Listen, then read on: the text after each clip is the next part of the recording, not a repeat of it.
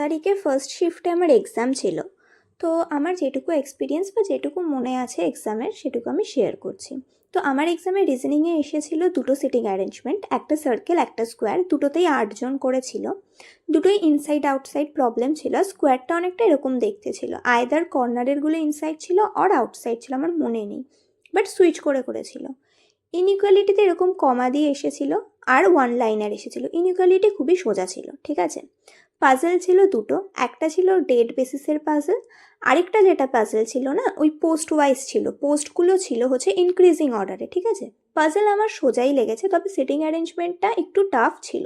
আমার easy to moderate লেগেছে। Total যদি আমি রিজনিংয়ের কথা বলি ঠিকঠাক। এখানে 4টে মান্থ বলে দেওয়া ছিল আর প্রত্যেকটা মান্থের বেসিসে দুটো করে ডেট দেওয়া ছিল। 7/24 এরকম টাইপেরই ছিল, ডেটগুলো এক্স্যাক্ট মনে নেই আমার। ম্যাথসের কথা যদি বলি, ম্যাথস ভীষণই ইজি ছিল।